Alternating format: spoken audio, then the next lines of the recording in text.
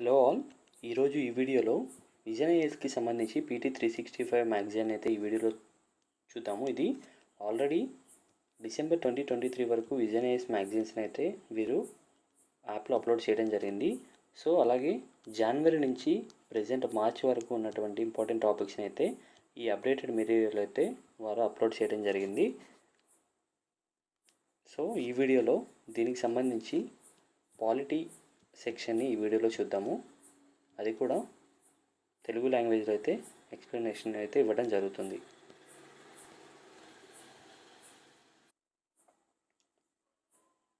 ఇందులో first topic వచ్చేసి uniform civil code. దీనే మనము తెలుగులో ఉమ్మడి పౌరస్మృతి అని చెప్పేసి అయితే పిలవడం జరుగుతుంది. అలాగే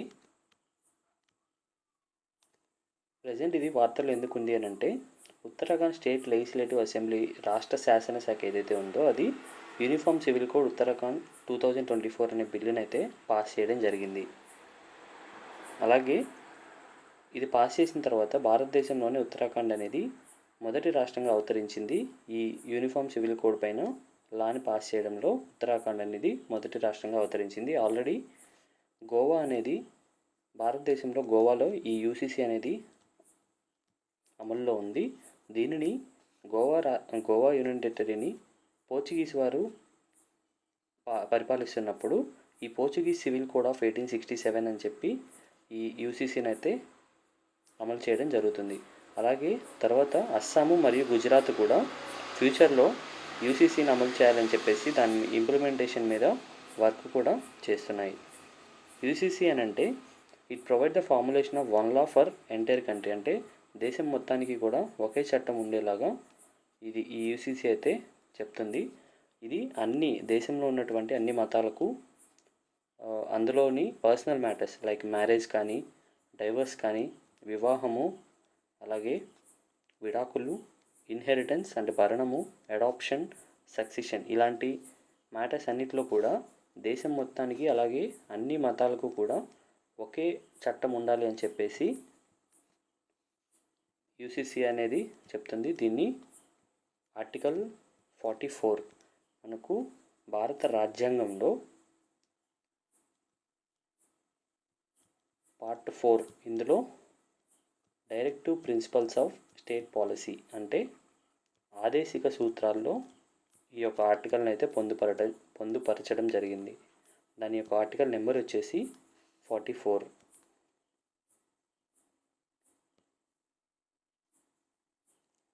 Article 44 under Part 4 direct the state shall endeavour to secure the citizen a UCC throughout the territory of India. Next, current status of UCC in India. ప్రస్తుతం భారతదేశంలో ఈ రిలీజియస్ కమ్యూనిటీస్ ఏవైతే ఉన్నాయో ఒక్కొక్క రిలీజియన్కి వాటికి సంబంధించినటువంటి పర్సనల్ లాస్ అయితే ఉన్నాయి. వీటన్నిటిని కూడా వివిధ రకాల లెజిస్లేషన్స్తో అయితే వాటిని గవర్న్ చేయడం జరుగుతుంది. లైక్ ఫర్ ఎగ్జాంపుల్ హిందూస్కి తీసుకుంటే హిందూ పర్సనల్ లా అనేది ఉంది. దాన్ని 4 లెజిస్లేషన్స్ ద్వారా అయితే కోడిఫై చేయడం జరిగింది. లైక్ హిందూ మ్యారేజ్ యాక్ట్ కానీ వివాహానికి సంబంధించి హిందూ మ్యారేజ్ యాక్ట్ 1955లో చేయడం జరిగింది. అలాగే హిందూ సక్సెషన్ యాక్ట్ వచ్చేసి 1956, మైనారిటీ అండ్ గార్డియన్షిప్ యాక్ట్ వచ్చేసి 1956, Hindu adoption and maintenance act వచ్చేసి 1956. వీటన్నిటిని కూడా హిందూ రిలీజన్కి సంబంధించి వీటిని చేయడం జరిగింది. అలాగే ఈ టర్మ్ హిందూ ఏదైతే ఉందో ఇందులో సిక్కు, జైను, బుద్ధిస్టులు వీళ్ళు కూడా ఇందులో అయితే ఇంక్లూడ్ అవుతారు. ముస్లిమ్స్కి ముస్లిం పర్సనల్ లా ఉంది. Shariat application act 1937, dissolution of Muslim marriage act 1939. అలాగే భారతదేశంలో కొన్ని లౌకిక చట్టాలు అంటే సెక్యులర్ లాస్ కూడా ప్రస్తుతం అమల్లో అయితే ఉన్నాయి. అవి స్పెషల్ మ్యారేజ్ యాక్ట్ అంటే ఈ ఇంటర్ రిలీజియన్ మ్యారేజెస్ చేసుకునే వాళ్ళు, కులాంతర వివాహాలు చేసుకునే వాళ్ళు ఈ స్పెషల్ మ్యారేజ్ యాక్ట్ 1954 ద్వారా అయితే వారి యొక్క వివాహాన్ని రిజిస్టర్ చేసుకోవడం జరుగుతుంది. అలాగే గార్డియన్స్ అండ్ వార్డ్స్ యాక్ట్ 1890లో అయితే దీన్ని చేయడం జరిగింది.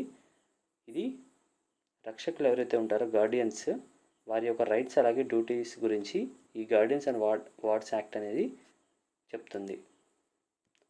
నెక్స్ట్ టాపిక్ వచ్చేసి 6th షెడ్యూల్. లడఖ్లో ఉన్నటువంటి పీపుల్ ఈ లడఖ్ని ట్రైబల్ ఏరియా అంటే 6వ షెడ్యూల్ కింద ట్రైబల్ ఏరియాగా రికగ్నైజ్ చేయమని అయితే ప్రొటెస్ట్లు అయితే చేయడం జరుగుతుంది. ఈ 6th షెడ్యూల్ వచ్చేసి 6th షెడ్యూల్లో అది కూడా ఆర్టికల్ 244 సబ్ క్లాస్ 2 అలాగే ఆర్టికల్ 275 సబ్ క్లాస్ 1 అనేది అస్సాం, మేఘాలయ, త్రిపుర, మిజోరాం ఈ 4 రాష్ట్రాల్లో ట్రైబల్ ఏరియాస్ని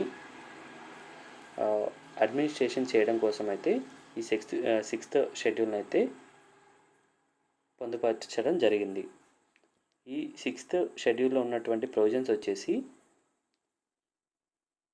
అటానమస్ డిస్ట్రిక్ట్ కౌన్సిల్స్ అలాగే అటానమస్ రీజనల్ కౌన్సిల్స్ని ఈ 4 రాష్ట్రాల్లో అస్సాం, మేఘాలయ, త్రిపుర, మిజోరాం ఈ పవర్ అంతా కూడా గవర్నర్కి ఉంటుంది. అందులో అటానమస్ డిస్ట్రిక్ట్ కౌన్సిల్స్ కానీ అటానమస్ రీజనల్ కౌన్సిల్స్ కానీ ఏర్పాటు చేయవచ్చు. ఈ అటానమస్ డిస్ట్రిక్ట్ కౌన్సిల్స్లో 30 మెంబర్స్ కన్నా మించి ఉండకూడదు. అందులో కూడా 4 గవర్నర్ ద్వారా అయితే నామినేట్ చేయబడతారు. మిగతా రిమైనింగ్ 26 మెంబర్స్ కూడా ఎలక్ట్ చేయబడతారు. కానీ ఇక్కడ బోడోల్యాండ్ టెరిటోరియల్ కౌన్సిల్ ఏదైతే ఉందో దానికి మాత్రం ఎక్సెప్షన్ ఉంది. దీంట్లో 46 మెంబర్స్ వరకు అయితే ఈ అటానమస్ డిస్ట్రిక్ట్ కౌన్సిల్ అయితే ఉండవచ్చు. జనరల్గా 30 మెంబర్స్కి మించకూడదు. కానీ బోడోల్యాండ్ టెరిటోరియల్ కౌన్సిల్లో దీనికి మాత్రం ఎక్సెప్షన్ ఉంది. అలాగే అటానమస్ రీజనల్ కౌన్సిల్స్, ఒకవేళ అదే అటానమస్ డిస్ట్రిక్ట్స్లో ఎక్కువగా షెడ్యూల్ ట్రైబ్స్ అంటే మల్టిపుల్ షెడ్యూల్ ట్రైబ్స్ కనుక ఉంటే ఈ గవర్నర్ అనే వ్యక్తి ఈ ఏరియాస్ని డివైడ్ చేయవచ్చు అటానమస్ రీజన్స్గా. వీటిని అటానమస్ రీజనల్ కౌన్సిల్స్ అని చెప్పి పిలుస్తారు. 6వ షెడ్యూల్ కింద ఈ అటానమస్ డిస్ట్రిక్ట్ కౌన్సిల్స్కి అలాగే అటానమస్ రీజనల్ కౌన్సిల్స్కి ఇచ్చినటువంటి పవర్స్ వచ్చేసి లెజిస్లేటివ్ పవర్ అంటే అవి శాసనాలను రూపొందించుకోవచ్చు. అలాగే ఎగ్జిక్యూటివ్ పవర్ కార్యనిర్వాహక విధులు మరియు జ్యుడిషియల్ పవర్స్ అలాగే ఆర్థిక విధులు వీటన్నిటిని కూడా ఈ అటానమస్ డిస్ట్రిక్ట్ కౌన్సిల్స్ అలాగే అటానమస్ రీజనల్ కౌన్సిల్స్ కూడా వీటిని నిర్వహించుకోవచ్చు. లెజిస్లేటివ్ పవర్ వచ్చేసి ల్యాండ్ మీద కానీ అలాగే ఫారెస్ట్ యొక్క మేనేజ్మెంట్ మీద కానీ రిజర్వ్ ఫారెస్ట్ కాకుండా రిమైనింగ్ ఫారెస్ట్ ఏదైతే ఉంటుందో దాని మీద కానీ అలాగే షిఫ్టింగ్ కల్టివేషన్ పోడు వ్యవసాయం అని అంటారు కదా అది, లేదా చీఫ్ ఆఫ్ హెడ్మెన్ అపాయింట్మెంట్ వీటన్నిటిని మీద ఇవి రూల్స్ని అయితే చేయవచ్చు. Next inheritance of property, marriage, divorce and social practice అంటే వివాహానికి అలాగే విడాకులకు ప్రాపర్టీ విషయంలో కూడా నెక్స్ట్ ఎవరికి వస్తుంది ఇన్హెరిటెన్స్ గురించి కూడా చట్టాలు అయితే చేసుకోవచ్చు. మనీ లెండింగ్ అలాగే ట్రేడింగ్కి సంబంధించి మనీ లెండింగ్కి సంబంధించి కూడా ఈ autonomous regional councils autonomous district councils అనేవి చట్టాలని చేసుకోవచ్చు. ఎగ్జిక్యూటివ్ పవర్లో భాగంగా ఇవి ప్రైమరీ స్కూల్స్ని ఎస్టాబ్లిష్ చేసుకోవచ్చు. డిస్పెన్సరీస్ కానీ మార్కెట్స్ని కానీ అలాగే cattle ponds, fisheries, road transport ఇవన్నిటిని కూడా ఏర్పాటు చేసుకునేటువంటి పవర్ అయితే వీటికి ఉంది. అలాగే ఈ ప్రైమరీ స్కూల్స్లో ఈ అటానమస్ రీజనల్ డిస్ట్రిక్ట్ కౌన్సిల్స్ ఏవైతే ప్రిస్క్రైబ్ చేస్తాయో లాంగ్వేజ్ని వాటిని కూడా ఉపయోగించుకోవచ్చు. నెక్స్ట్ జ్యుడిషియల్ పవర్స్ వచ్చేసి ఇందులో విలేజ్ అండ్ డిస్ట్రిక్ట్ కౌన్సిల్ కోడ్స్ని ఏర్పాటు చేసుకోవచ్చు. అలాగే ఒకవేళ వీటిలో డిస్ప్యూట్ ఏమైనా వస్తే సుప్రీంకోర్టు, హైకోర్టు యొక్క పరిధిని ఇవి మించలేవు. అంటే సుప్రీంకోర్టు, హైకోర్టు ఇచ్చే తీర్పులే అంతిమము. అలాగే ఈ కౌన్సిల్ కోర్ట్స్ ఈ విలేజ్ అండ్ డిస్ట్రిక్ట్ కౌన్సిల్ కోర్ట్స్కి డెత్ పనిష్మెంట్ వేసేటువంటి పవర్ని అయితే వీటికి ఇవ్వలేదు. నెక్స్ట్ ఫైనాన్షియల్ పవర్స్లో వాటి యొక్క కౌన్సిల్కి బడ్జెట్ని ప్రిపేర్ చేసుకోవడము అలాగే ల్యాండ్ రెవెన్యూని కలెక్ట్ చేయడము, ట్యాక్సెస్ని ఇంపోర్ట్ చేయడము ఇలాంటివన్నిటిని కూడా అలాగే మినరల్స్ ఎక్స్ట్రాక్షన్లో లైసెన్స్ను జారీ చేయడము వీటన్నిటిని కూడా ఫైనాన్షియల్ పవర్స్ కింద ఈ అటానమస్ రీజనల్ కౌన్సిల్స్కి అయితే ఇవ్వడం జరిగింది.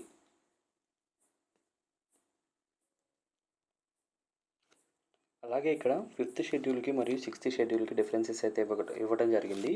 ఇందులో 5th షెడ్యూల్ ఎక్కడ అప్లికబుల్ అవుతుంది అని అంటే భారతదేశంలో ఉన్నటువంటి ఏ రాష్ట్రంలో ఉన్నటువంటి ట్రైబల్ ఏరియాస్కైనా సరే ఈ 5th షెడ్యూల్ అనేది అప్లికబుల్ అవుతుంది. ప్రజెంట్ అయితే ఇది 10 రాష్ట్రాల్లో ఈ 5th షెడ్యూల్ అనేది అప్లికబుల్ అవుతుంది.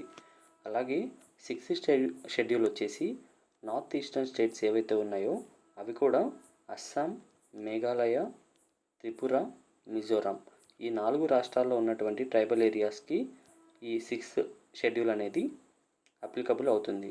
నెక్స్ట్ వచ్చేసి అడ్మినిస్ట్రేషన్ వచ్చేసి ఇందులో ట్రైబ్స్ అడ్వైజరీ కౌన్సిల్స్ అనేవి చేస్తాయి. ఇక్కడ డిస్ట్రిక్ట్ కౌన్సిల్స్ లేదా రీజనల్ కౌన్సిల్స్ అయితే ఏర్పాటు చేయడం జరుగుతుంది.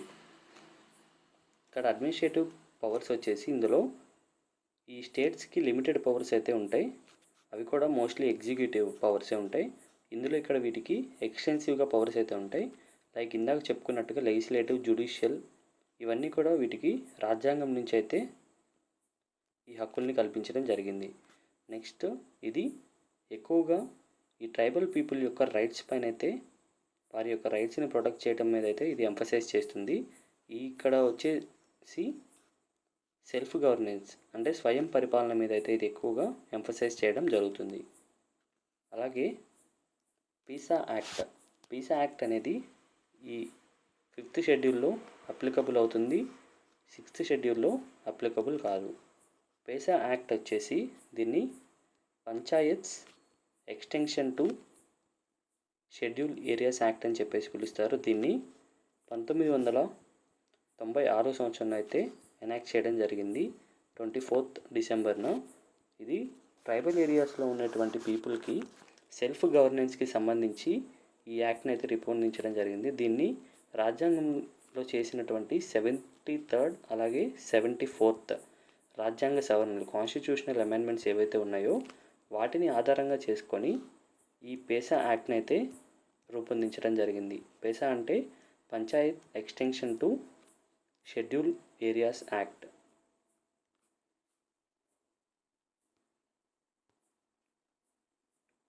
అలాగే నెక్స్ట్ టాపిక్ వచ్చేసి మైనారిటీ ఎడ్యుకేషనల్ ఇన్స్టిట్యూషన్స్. ఇది ప్రజెంట్ న్యూస్లో ఎందుకు ఉంది అని అంటే రీసెంట్గా సుప్రీంకోర్టులో ఒక జడ్జిమెంట్ని అయితే రిజర్వ్ చేయడం జరిగింది. దేని గురించి అని అంటే అలీగర్ ముస్లిం యూనివర్సిటీ ఏదైతే ఉందో దానికి మైనారిటీ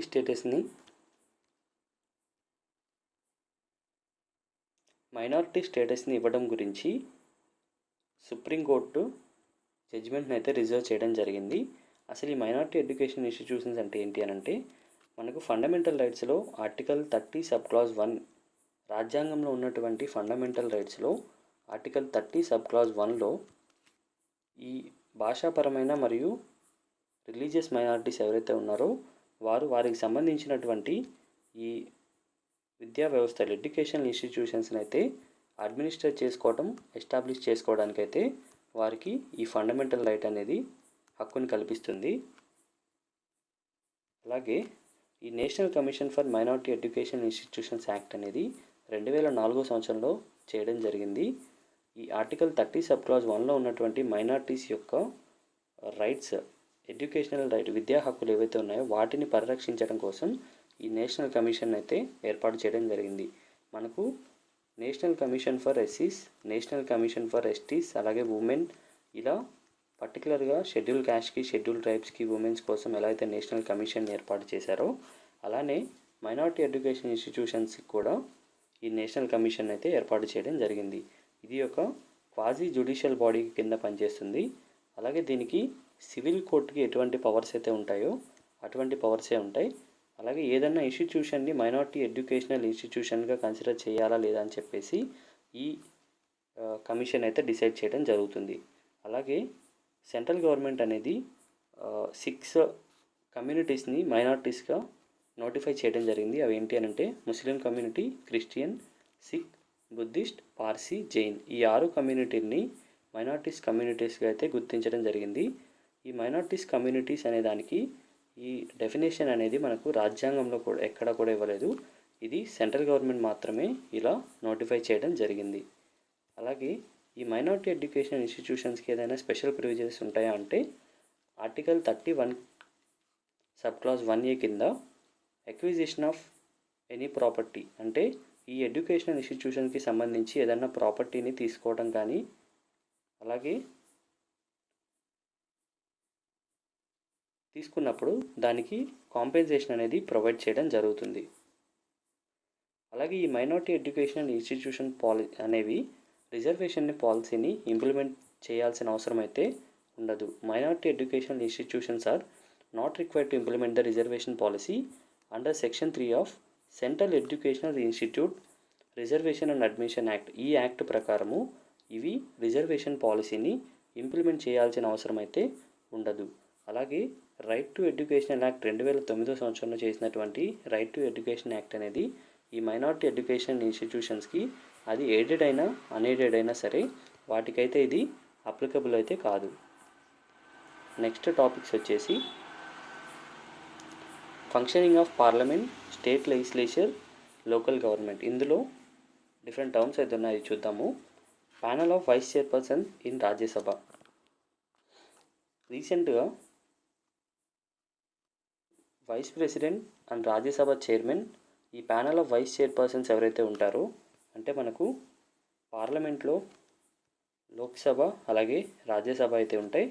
లోక్సభలో హెడ్ని మనము స్పీకర్ అని చెప్పేసి అతను తర్వాత డిప్యూటీ స్పీకర్, రాజ్యసభలో అయితే చైర్మన్ అతని తర్వాత డిప్యూటీ చైర్మన్ అయితే ఉంటారు. ఇఫ్ ఇన్ కేస్ వీళ్ళిద్దరు కూడా ఆబ్సెంట్ అయితే ఆ యొక్క సభని ప్యానల్ ఆఫ్ వైస్ చైర్పర్సన్ అంటే ప్యానల్ ఆఫ్ వైస్ చైర్పర్సన్ ఎన్నుకోవడం జరుగుతుంది. సో అందులో ఉన్నటువంటి మెంబర్స్ అయితే ఆ సభను అయితే నడిపించడం జరుగుతుంది.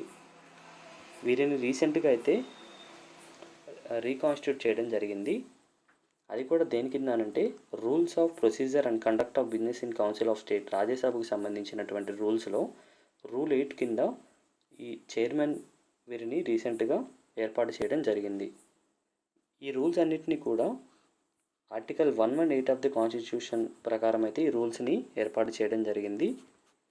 ఒకవేళ రాజ్యసభకు చైర్మన్ కానీ డిప్యూటీ చైర్మన్ కానీ అటెండ్ అవ్వకపోతే ఆ ప్యానెల్లో ఉన్నటువంటి మెంబర్స్ ఎవరో ఒకరు కూడా ఈ రాజ్యసభనైతే నడిపించవచ్చు. అలాగే వీరు వారి యొక్క పదవి అనేది న్యూ ప్యానెల్ నామినేట్ చేసే వరకు కూడా వారి యొక్క పదవి అనేది కొనసాగుతుంది.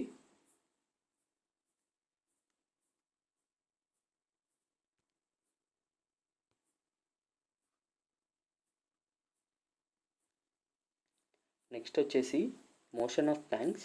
ఇందులో రీసెంట్గా ప్రైమ్ మినిస్టర్ అయితే ప్రెసిడెంట్ అడ్రస్ తర్వాత మోషన్ ఆఫ్ థ్యాంక్స్ని అయితే చెప్పడం జరిగింది. అంటే ఈ మోషన్ ఆఫ్ థ్యాంక్స్ అని అంటే ఇది ఒక ఫార్మల్ మోషన్. ప్రెసిడెంట్ వారి యొక్క అడ్రస్ని డెలివర్ చేసిన తర్వాత ఆర్టికల్ 87 సబ్ క్లాజ్ 1 ప్రకారము అడ్రస్ని అయితే రెండు సభల్ని లోక్సభ అలాగే రాజ్యసభను ఉద్దేశించి అయితే ప్రసంగించడం జరుగుతుంది. ఆ ప్రసంగం తర్వాత మోషన్ ఆఫ్ థ్యాంక్స్ని అయితే మూవ్ చేయడం జరుగుతుంది. ఆర్టికల్ 87 అనేది ప్రెసిడెంట్ పార్లమెంట్లో ఉన్నటువంటి లోక్సభ రాజ్యసభను ఉద్దేశించి అయితే అడ్రస్ చేయాలని చెప్పేసి ఈ క్లాజ్ అయితే ఈ ఆర్టికల్ 87లో ఉంది. అది కూడా ఎప్పుడెప్పుడు అని అంటే ప్రతి సంవత్సరం కూడా ఫస్ట్ సెషన్ జరిగేటప్పుడు అలాగే జనరల్ ఎలక్షన్ జరిగిన తర్వాత ఫస్ట్ సెషన్ జరిగేటప్పుడు ఈ రెండు సమయాల్లో కూడా ప్రెసిడెంట్ లోక్సభ వీటిని పార్లమెంట్ని అయితే అడ్రస్ చేయడం జరుగుతుంది. దీన్ని బోత్ ద హౌసెస్లో అయితే అడాప్ట్ చేయాలి. అలాగే ఈ మోషన్ ఆఫ్ థ్యాంక్స్ అనేది అమెండ్మెంట్స్తో కూడా అడాప్ట్ చేయవచ్చు. నెక్స్ట్ వచ్చేసి మినిస్టర్ వితౌట్ పోర్ట్ఫోలియో. రీసెంట్గా మద్రాస్ హైకోర్టు అనేది తమిళనాడు స్టేట్ గవర్నమెంట్ని క్వశ్చన్ చేయడం జరిగింది. Continuation of accused as a minister without portfolio అంటే నేరారోపణలు ఎదుర్కొన్నటువంటి మినిస్టర్ని వితౌట్ పోర్ట్ఫోలియో అంటే అతనికి ఎటువంటి పోర్ట్ఫోలియో కేటాయించకుండా కంటిన్యూ చేయడం గురించి ఇది క్వశ్చన్ అయితే చేయడం జరిగింది. సో ఇందులో మినిస్టర్ వితౌట్ పోర్ట్ఫోలియో అని అంటే మనకు జనరల్గా government of India allocation of business rules 1961 ప్రకారము రాష్ట్రపతి ప్రధానమంత్రి సలహా మేరకు యూనియన్ మినిస్టర్స్కి పర్టికులర్ బిజినెసెస్ని అయితే అలాగే రెస్పాన్సిబిలిటీని అయితే ఇవ్వడం జరుగుతుంది. అది కూడా పోర్ట్ఫోలియో లేకుండా.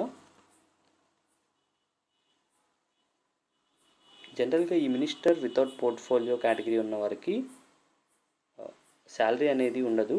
వారు మెంబర్ ఆఫ్ లెజిస్లేచర్లో మెంబర్ కాబట్టి అక్కడ ఏ శాలరీ వస్తుందో అదే తీసుకుంటారు. కానీ ఈ మినిస్టర్ శాలరీ అయితే ఉండదు. అలాగే ఈ ఎమాల్మెంట్స్ కూడా మినిస్టర్కి ఉండేవి, ఈ మినిస్టర్ వితౌట్ పోర్ట్ఫోలియో ఉండే అతనికి అయితే ఉండవు.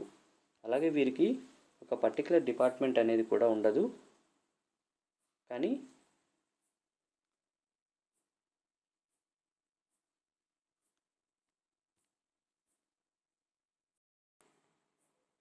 నెక్స్ట్ వచ్చేసి denotification of cantonments. Ministry of defence అనేది ఈ 10 కంటోన్మెంట్స్ని రీసెంట్గా డీనోటిఫై అయితే చేయడం జరిగింది. వీటిని స్టేట్ లోకల్ బాడీస్లో అయితే మెర్జ్ చేయడం జరిగింది, కలపడం జరిగింది. 2023 సంవత్సరంలో మినిస్ట్రీ ఆఫ్ డిఫెన్స్ అనేది ఈ సివిల్ ఏరియాస్ ఆఫ్ కంటోన్మెంట్, అంటే జనరల్గా కంటోన్మెంట్ ఏరియాస్ అంటే ఎక్కడైతే ఎక్కువగా మిలిటరీ ట్రూప్స్ అనేవి ఉంటాయో వాటిని ఈ సోల్జర్స్ ఉండటానికి కోసం హౌసెస్ని అయితే ప్రొవైడ్ చేయడం జరుగుతుంది. సో ఇలాంటి ఏరియాస్ని కంటోన్మెంట్ ఏరియాస్ అని చెప్పేసి పిలుస్తారు. ఇక్కడ సివిల్ పాపులేషన్ అంటే సాధారణ ప్రజలు కూడా ఉంటారు ఈ ఏరియాస్లో. దీన్ని ఈస్ట్ ఇండియా కంపెనీ అయితే ఎస్టాబ్లిష్ చేయడం జరిగింది. 1757 సంవత్సరం బ్యాటిల్ ఆఫ్ ప్లాజీ యుద్ధం తర్వాత వీటిని ఎస్టాబ్లిష్ చేయడం జరిగింది. దీని ప్రకారము ఫస్ట్ ఏర్పాటు చేసినటువంటి కంటోన్మెంట్ వచ్చేసి 1765లో కలకత్తాలో ఉన్నటువంటి బరాక్పూర్ కంటోన్మెంట్ అయితే ఏర్పాటు చేయడం జరిగింది. ప్రజెంట్ భారతదేశంలో 62 కంటోన్మెంట్స్ అయితే ఉన్నాయి. వీటి యొక్క అడ్మినిస్ట్రేషన్ వచ్చేసి యూనియన్ గవర్నమెంట్ అయితే చూసుకుంటుంది. అలాగే ఇది యూనియన్ లిస్ట్లో అయితే ఉంది. కంటోన్మెంట్ ఏరియాస్ యొక్క అడ్మినిస్ట్రేషన్ అనేది యూనియన్ గవర్నమెంట్ చూసుకుంటుంది.